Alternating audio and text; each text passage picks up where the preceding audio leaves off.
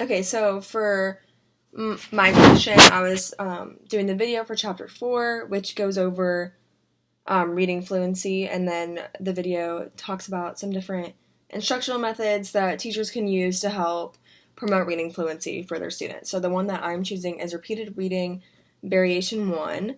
So the objective of this activity would be that students will be able to increase reading fluency. So the materials that you need are the selected reading, and I selected a reading online that's a second grade text, and you're supposed to select one that has high frequency words in it. That way it's helpful for the student overall, like they'll actually be able to apply the words that they learn from the reading in their everyday lives because they come up a lot.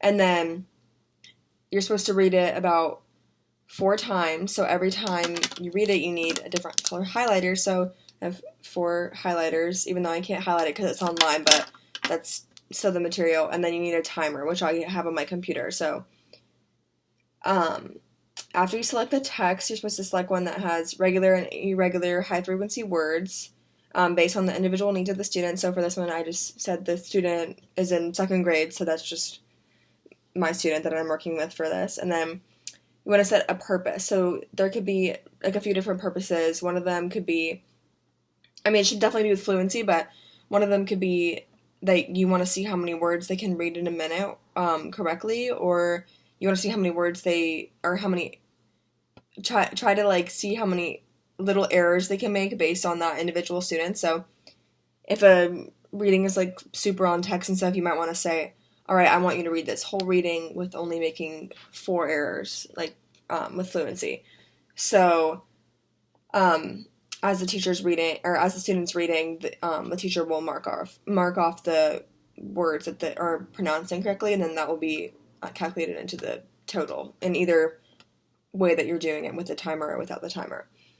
So after you set the purpose, the teacher should read the passage out loud first. That way the student gets to hear it, so they should model it. So, and then you set the timer for a minute, and then when the timer goes off, you stop and you show the student how to mark the last word with the highlighter. So then you can determine how many words were read, but that's more for the teacher than the student right now, because they're trying to show them how to do it. And then you set your goal, and after each time, then the student will begin to read, so they should read it at least 3 times, ideally 4 times, and after every time they read it, the teacher should give them feedback. So, for example, after a reading, I could say, like, working on like certain pronunciations that they're struggling with, or just certain components of fluency that they're struggling with overall. So, so you want to tell the student, okay, you're going to be reading this reading that I just read to you 4 times, and I want to see, for the purpose of this video, I'll be doing the one to see like how far you can read. So for the purpose of this video, like, you want to see how far that the student can read. So you want to indicate to them, like, to mark their last word. And I think that definitely would be really important to tell them, like, it's not like a test or anything, like, don't be nervous, like, just read as much as you can correctly, and then they mark it. So the whole idea would be that after each time they read it, hopefully they get a little bit farther down the reading. So yeah, you definitely want to do that. So I can start with the reading and do an example of the modeling that I have on my computer, and I also have the timer on my computer. So I'm starting the 1-minute timer. And the text I have is called Alien Monkey. So Xander was hard at work growing food for himself and his neighbors. The food was floating, and as he walked by, he looked at each plant, pointed his laser at it, and then the laser gave the plant what it needed. That was the easy part. The hard part was how much walking he had to do. He heard a knock at his door. It was his neighbor, Jules. She was holding some cleaning products.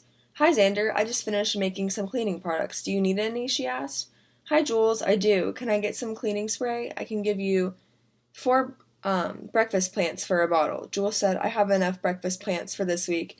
How about 4 lunch plants? All right.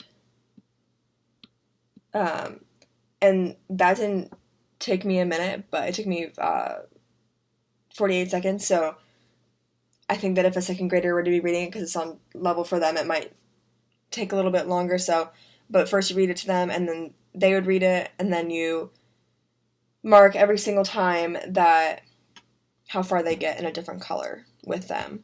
And then at the end, you provide them feedback with how they were doing. So, yeah, that's the activity.